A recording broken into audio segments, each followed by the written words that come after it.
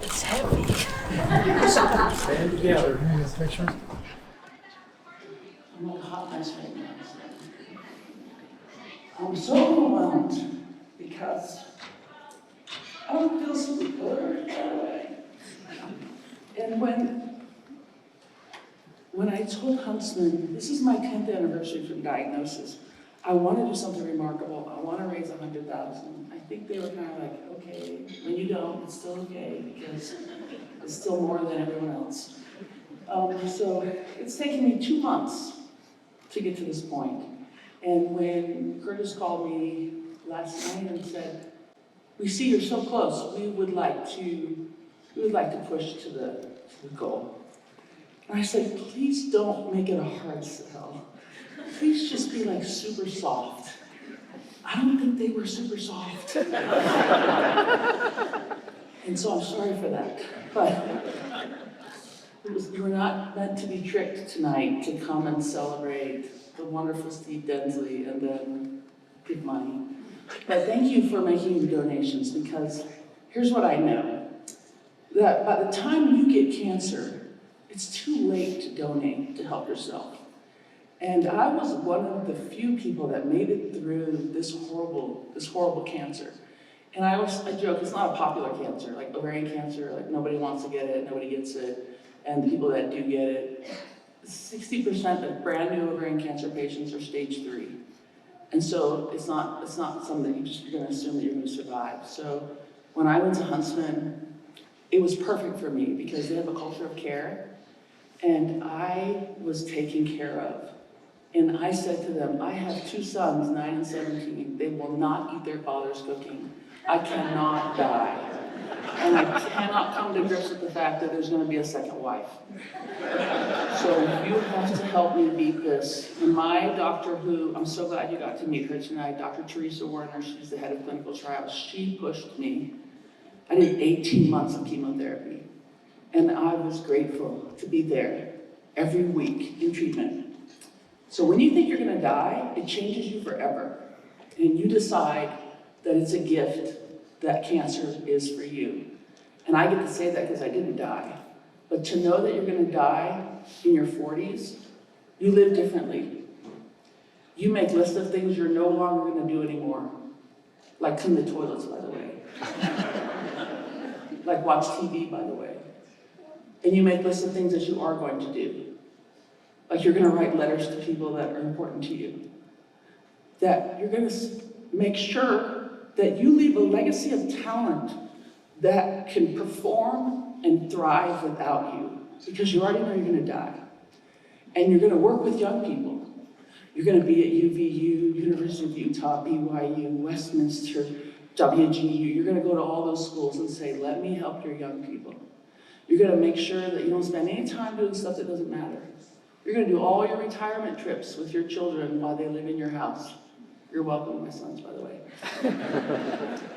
And so for me, it ended up that cancer was a gift. And I feel this huge responsibility to do everything that I can to make sure that by the time your people get cancer, that there are treatments for you, and that you don't have to look at your kids and say to them, buddy, I still need you to go on that mission, but I might not be here when you get back. So I sent my oldest son on a mission when I was in treatment. And now my youngest son, who you got to see tonight, is in Australia, Brisbane, Australia, Mandarin speaking. And when I said, buddy, I'm gonna do this, I'm gonna be getting this award tonight, he's like, I really wanna be there. I'm like, dude, you're doing what you need to do. And the thing we talk about all the time is, what if that cancer comes back?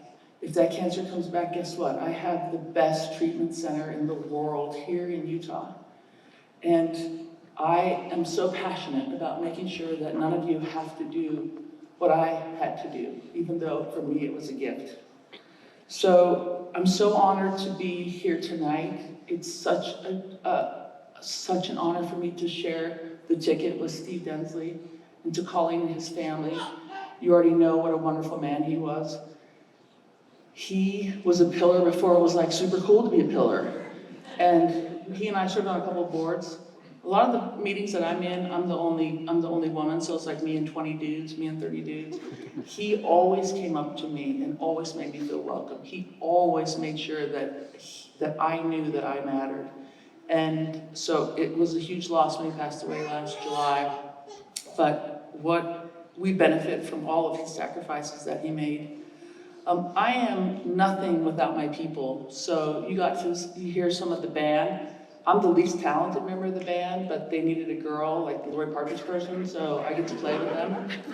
But these gentlemen, we've been together, I think 18 years, but they came to my house when I was in treatment and played acoustic sets for me while I was sick. And they played songs from The Cure, and they were so funny about just trying to lift my spirits. I had said to them, in my will it says that my pallbearers are my band members and my two brothers, because I don't want my sons to be my pallbearers. And one of the guys said, well, how much do you weigh? And then they said, oh, you want us to let you down one more time. But it's people like this in my life that have made it so that I can make it through treatment. My father is here tonight. My mother is unwell. And my father, 2 tours in Vietnam, retired colonel, and he taught 4 children. He taught us what it meant to be people of tremendous integrity, what it meant to be people of tremendous faith, and that he taught us that if we can do something, that we must do something. And so I am who I am because of the sacrifices that he and my mother made. My siblings are here. I have this fabulous daughter-in-law and this amazing, magical granddaughter who they named after me because they know I'll pay for everything. I didn't die from cancer, so I get to be here for that. And these are people who have lifted me.